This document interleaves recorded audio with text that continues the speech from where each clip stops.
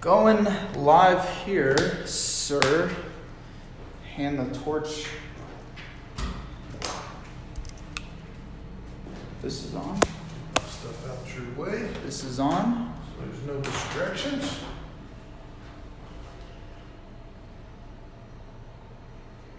You are live. Working? I'll jump in. Can you hear it okay? Let me see. Check, check. It's loading. So I think, yeah. Okay, you're loading. This more. I'm gonna have you kind of more over here, actually. Okay. Oh. This audio is working. Yep, audio's working.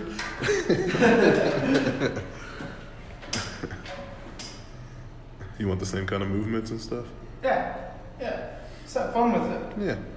Hey guys, join on in. Happy Friday. Happy, what is it? Summer solstice? It's Is the that first day of summer. First day of summer. Is that Is what it that really? means? Yeah. Is summer solstice? I'm gonna wrinkle that in here.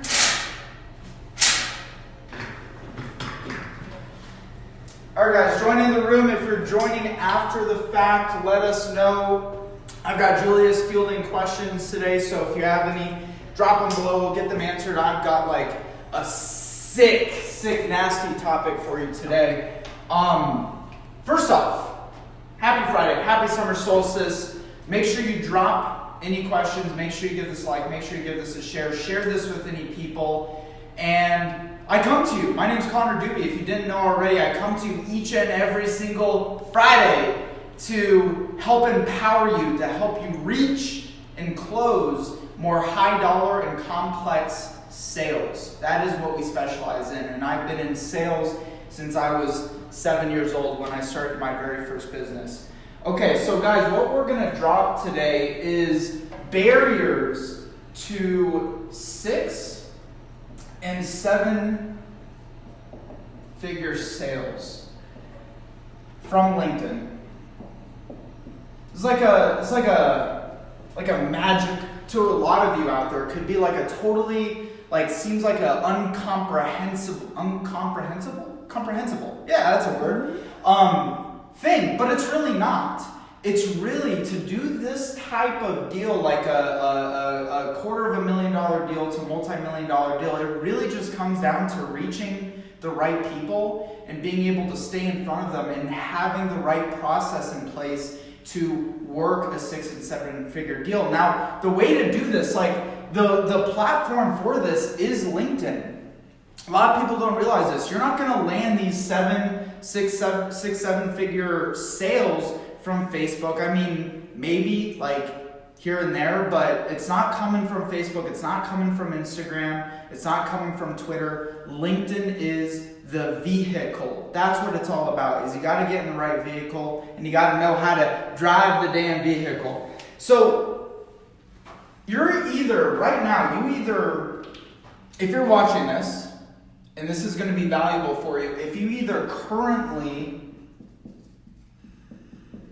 sell 6 and 7, that's an and by the way, figure products.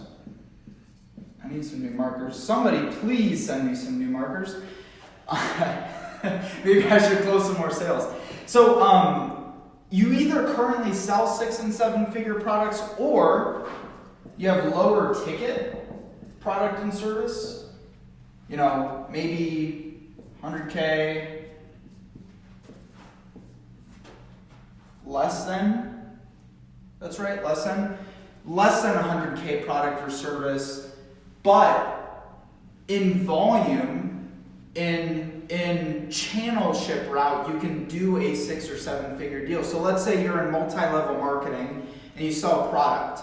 Or let's say you just have some sort of product that's less than $100,000. Well, LinkedIn is the vehicle to give you not the mass reach, but the right reach to do bigger deals. Okay? If you want to keep doing small sales, like selling to consumers, doing one-off stuff, keep doing what you're doing. If you want to scale those out to higher ticket deals, then LinkedIn is the right place for that. So this is who this is for. right? You're already selling a 6 and 7 figure product or service. I have a client right now that we do all their LinkedIn marketing on their behalf. Their average sale is about $2.5 million to $25 million, and they're using LinkedIn. Okay. Any questions, guys? Drop them below. I got Julius Fielding. Make sure you share. Make sure you give some love. Make sure you give some like. If you don't like it, then share that as well. We're here every Friday. Okay. Well, audio is still okay, right? Because I didn't charge these things here. Should be working. Can you hear it? Check. Yeah. Okay, cool. All right. So the first barrier to this, just like anything, is the first starting, like the foundation of anything. If I'm going to go in with the intention of doing these higher dollar deals, my mentality about that has to be right. And that means that I have to understand I need to be all in on this. Now, I'm not saying that all in or nothing, LinkedIn or die, but if you're chasing around all these shiny objects and your product and services already fits into that category, you're chasing around all these, different methods, right? People try to like burn themselves out doing trade shows, conferences, burn themselves out doing a lot of email marketing. You have to be all in on LinkedIn, right? You have to be fully committed into that platform if you're going to make these types of sales work. So your mentality has to be focus. Focus is going to be the key, and not trying to chase around a bunch of shiny objects to do it all. Find the one vehicle, LinkedIn is it, find the one vehicle, make it work, then scale, right? Take the sales, take the capital from that, make it work, and then scale it out to other areas like paid ads and everything else, you name it. So your mentality has to be right about the platform. Otherwise, you ain't going to close high dollar deals. You're not going to close high dollar sales, and it's not going to move the needle forward for you. I just have some notes here as well, just to make sure that I'm okay. High dollar sales are, and here's part of the other alternative that a lot of people kind of misunderstand.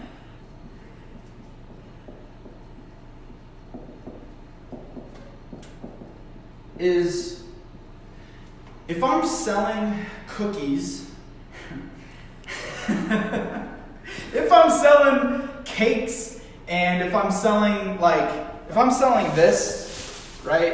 If I'm selling this plant, okay, I can sell this plant on Amazon. I don't have to interact with Julius or build a relationship with Julius or build a deep relationship with Julius to sell that product via online vehicle. Now, if I want to sell this to all of the apartment complexes in the state of Colorado, well, I need to find those key decision makers and build a relationship. They're not just going to purchase order a bunch of those. There's going to be a procurement process. It's called a procurement process when you're selling a high dollar, high ticket. Some people use the term high ticket item. I'm just going to button this so I don't have these wires flying around everywhere.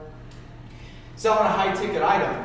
So you have to understand that this is all about relationships, which means that it makes ya per.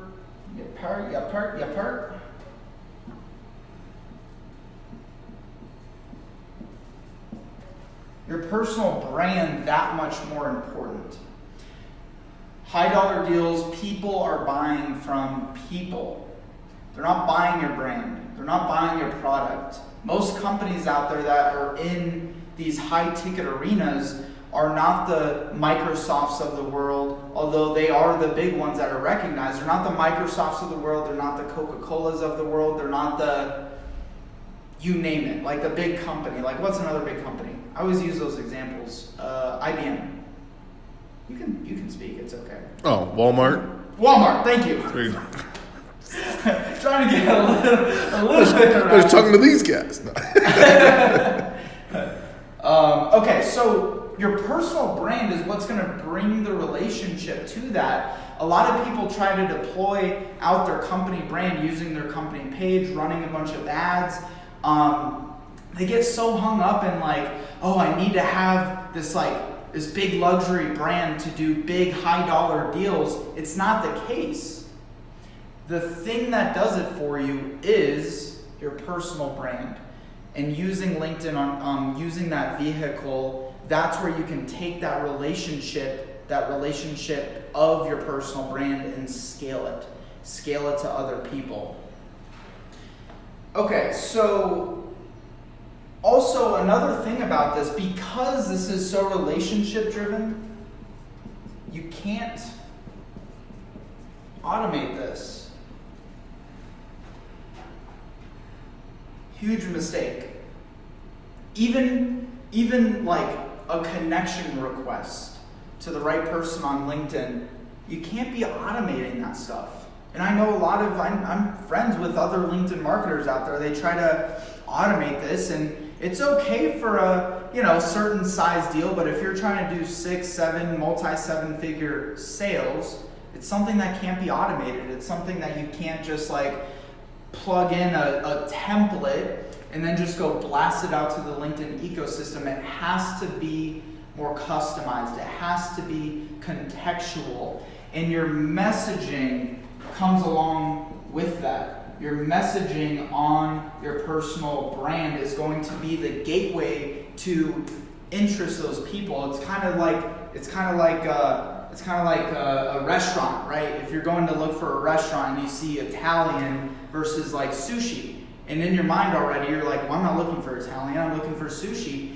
Your messaging has to come across the same way to these high-ticket buyers, especially because these high-ticket buyers are very busy people, right? Busy executives, busy companies, lots of noise, and so messaging has to match up with their personal brand. You can't be going out spamming the LinkedIn ecosystem or even automating something as simple as a connection request. Just want to make sure I got all my notes down here. So, by the way, guys, any questions you have after the fact, you're watching this afterwards, make sure you drop them below. Okay.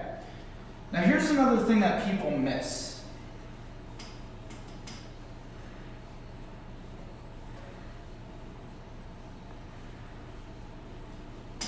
You need just like one of those big like squeegees. Those old school papers that you have to rip off in like kindergarten. The what? The old school paper. You remember that? They used to rip it off the sheet. Oh yeah. I like the whiteboard style, but yeah, like I feel like I would go through so much freaking paper. I just have like a pile, yeah, I'd have to have some sort of recycling partnership for that one. Now high ticket sales, like high dollar sales, the perception of who you're reaching is usually flawed. So let's say, for example, you think that the CEO is what we call the veto,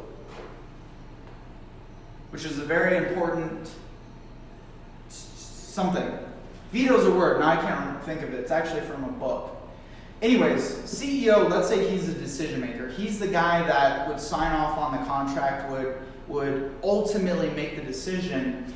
And so people go out and they try to just purely target the CEO, but what you don't realize on high, dollar deals is there's usually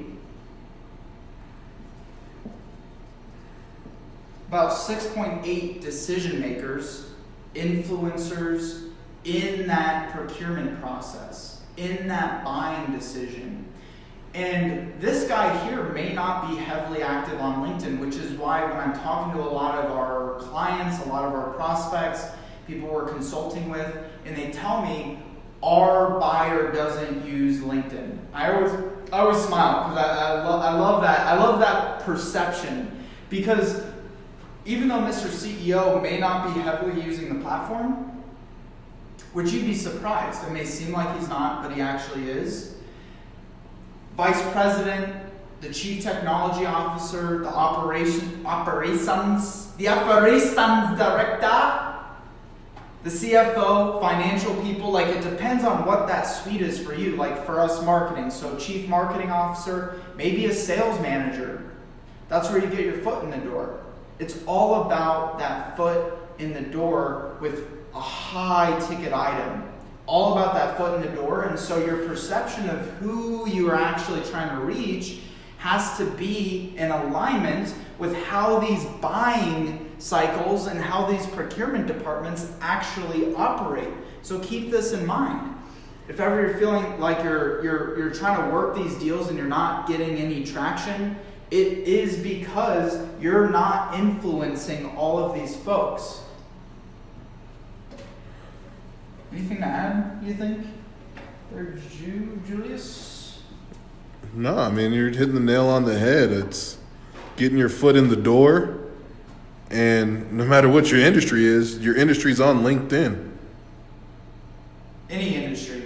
Like you name a product or service, even if it is real estate, if it's finance, like anything, you're able to reach, if not the direct decision maker, but influencers to the decision maker on LinkedIn. If I want to go sell to the Denver Broncos and I need to go sell a product that they're going to sell at games, well, there are multiple ways I can get my foot in the door digitally with my personal brand. Okay, now here's the difference here.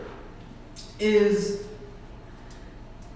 something we even talked about yesterday, and I'm always struggling to come up with a good way to visually showcase this.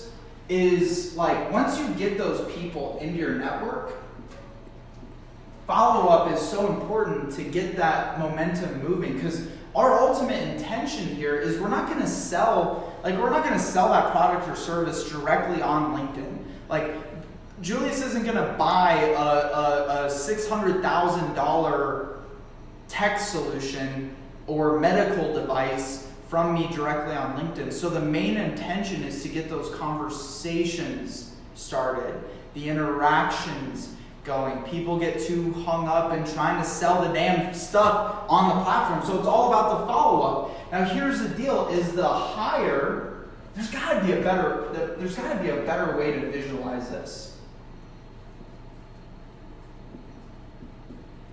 There's gotta be a graph or something to do. Like I'm just not good at You need an emoji. Yeah, less.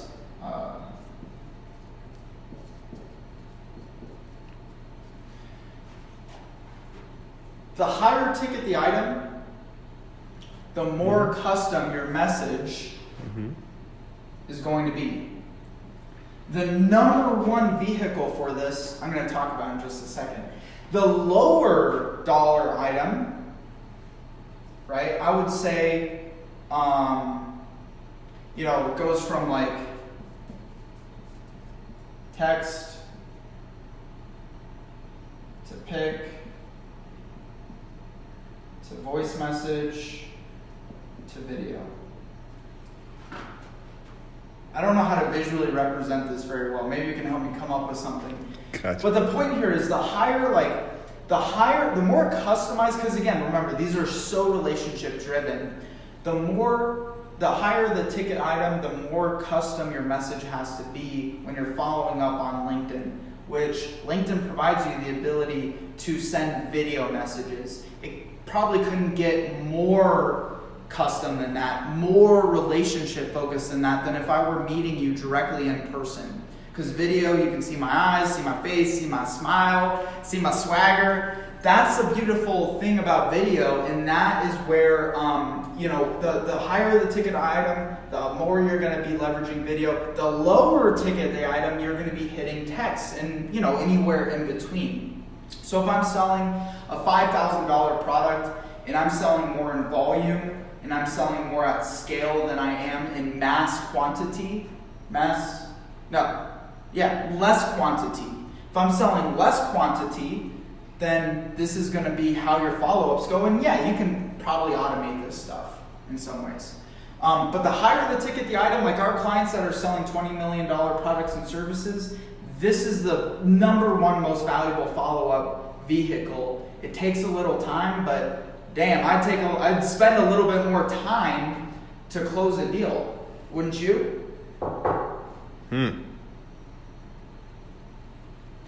What do you think?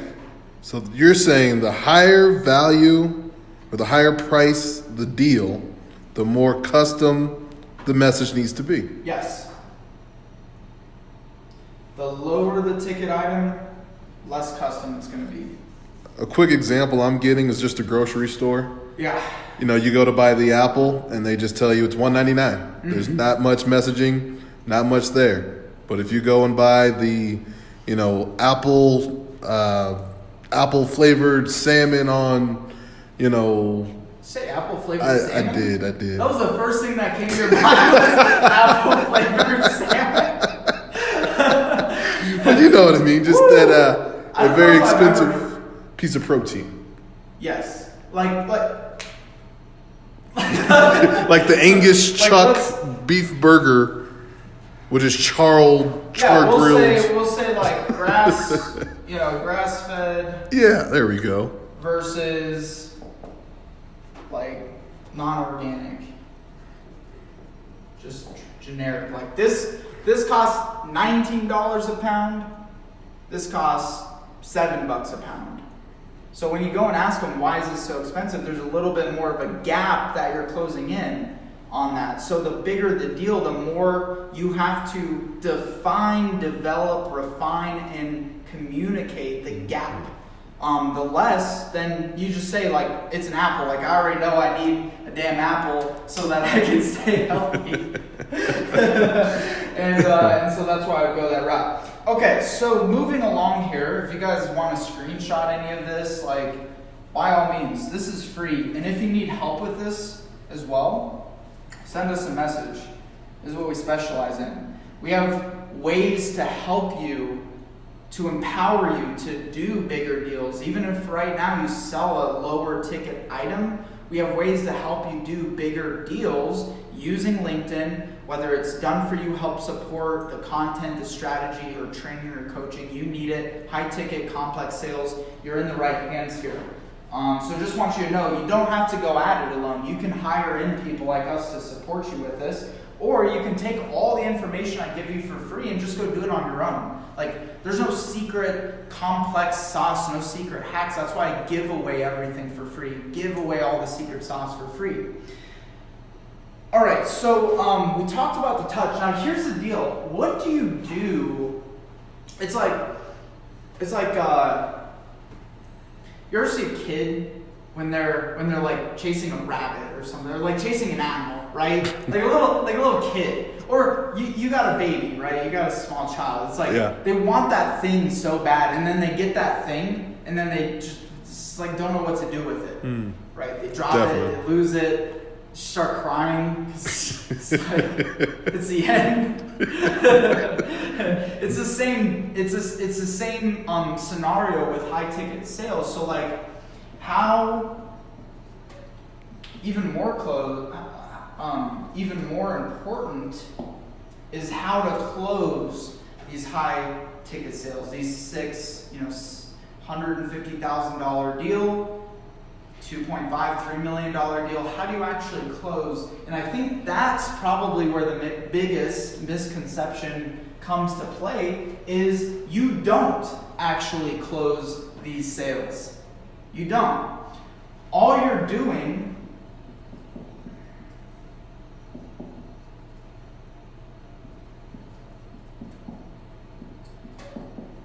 is selling the next step.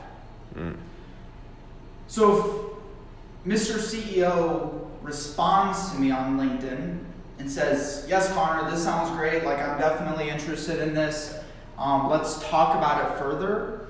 The number one mistake I see business builders, marketers, people who are using this system, using this process, using this platform to grow their sales do is they try to sell on the platform. Someone reaches out with interest, and their immediate response is giving a sales pitch, sending a 3, 4, or 5 paragraph about what they can do. That's not what you do. And you're not closing sales. This is not a sales closing process. You are simply selling the next step. So in this order, selling the next step would simply be consultation. No high ticket deal is just like a templated scenario, right? If I want to sell put the camera over there. If you can see that empty field over there, maybe not. If I want to sell those guys the empty field on building a $45 million product there, 300 units there, well, I don't just send a price. I go through this consultation period. I go through this qualifying period. I have to scope the project. So I can't just go in and sell directly on social media. I need to consult with that person, get them offline. And this dude does one of two things. First off, tells you whether or not they're serious, they're qualified, they got the means to do this, and you even want to work with them in the first place. And then also relationship building. Again, it all goes back to relationship building. So consultation is always your next step. You are always selling the next step with a high ticket deal. Consultation is number one. From consultation, there's actually an interim step between here that I missed, which is simply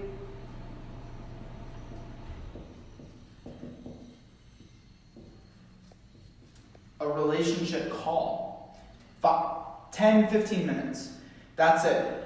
Get someone off the phone, get them pulled off social media, build a relationship, qualify in a microscopic way, and then from there, sell the next step to a consultation. You're always selling the next step. From consultation, you're doing either demonstration, proposal, demo/propose. And this is where so many people lose. This is where most people lose a sale. They try to close a sale here. There is no closing a sale. There's only closing and selling on the next step. People don't make a decision like that. And if you try to force and push someone into a decision, especially nowadays, because we have access to everybody. I just feel like saying damn a lot today. We have access to everybody. So I can say, no, screw you. And you'll put a bad taste in my mouth. I just went and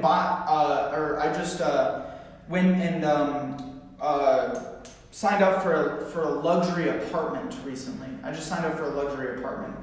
And the reason I closed that deal with the person who was selling it to me was because they helped close the gap on what I wanted. They helped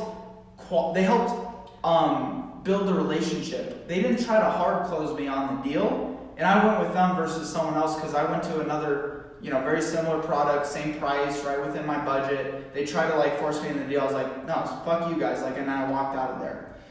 So it's always selling the next step. From here, it's next meeting. I got a quick question. Yeah, drop it. Do you recommend having qualifying questions before you do the consultation, then dive in before you sell? Or just consult prior to sending questions? No. Have in your mind already what is going to make a good person to go down the funnel with, because here's the deal. You don't want to be wasting your time. So you need to, qualify in that 15, 20-minute conversation. It's not going to do all the qualifying for you, but it's going to be a good step for you. It's going to be a good next step for you to understand if you're willing to spend the consultation time with them, because these really high-ticket deals, a consultation could be 40 minutes to a couple hours. It could be days of consulting, scoping, refining, asking the right questions. So this isn't meant to be, at any point, is never a sales pitch. It's always a consultative approach. It's always asking the right questions. You're always in question asking mode.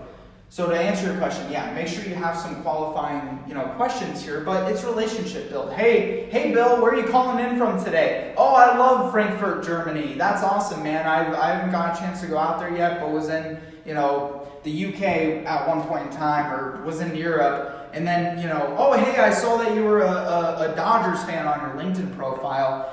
Relationship building, that's what this is about. And then you kind of just softly, all the context of everything you've done prior just softly leads. Actually, you're going to surprise yourself, because this person that you're talking to, they're gonna jump to the conclusion and say like, yeah, that sounds great. And by the way, like I saw you're doing, you do LinkedIn social selling programs.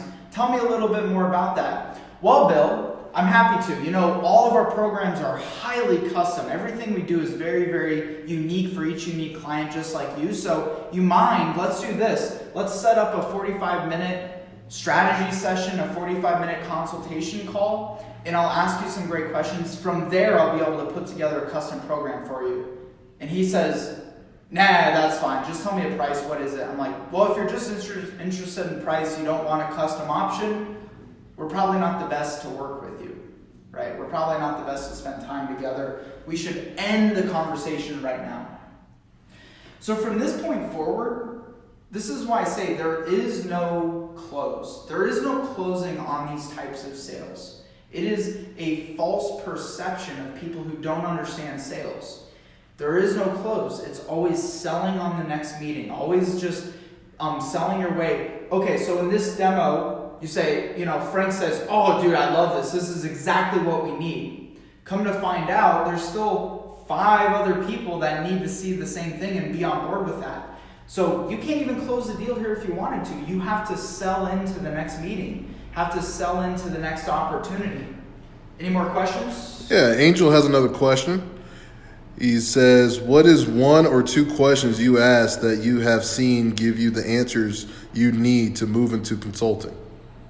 To go from relationship to consulting. Yeah. What are the 1 or 2 questions? I would say, for me personally, a good question is, hey, I know you're the business. I know you're the sales and marketing director at IT integrations. Okay. What is the number 1 thing you're trying to accomplish from a sales and marketing perspective right now?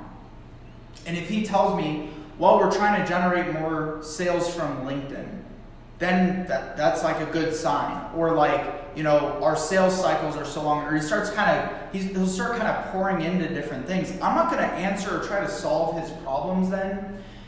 I'm just going to take the information and contextually, I know what makes a good client for us. So that's the other thing is, if you're going from scratch and you're going from absolutely nothing, and you haven't even closed your first, 6-7 figure deal yet, then you have to kind of spend some more time to understand what makes a good client, why do they make a good client, when do they make a good client, timing. Okay, so you're trying to fix your sales and marketing pipeline. When do you want to get that fixed by?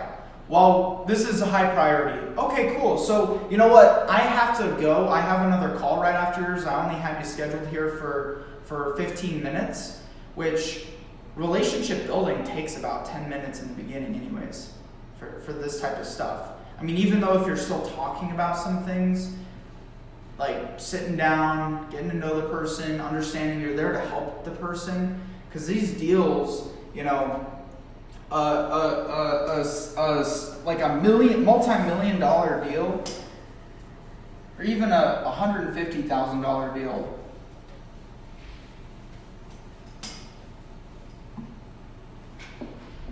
take a while. This is what's called the sales cycle. So this could be anywhere from 3 months to 3 years.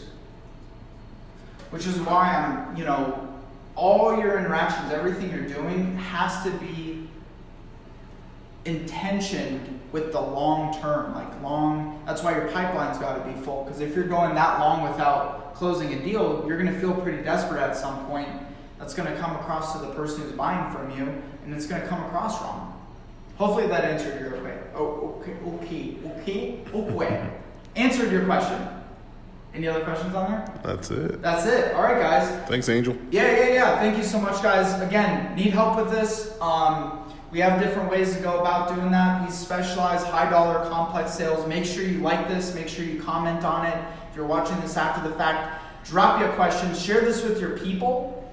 If you're a sales guy and you work in a big organization, share this with your people because I know that they need this information.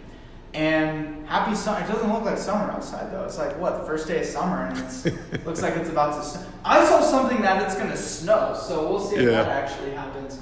All right, guys. Thanks so much. See you on the other side.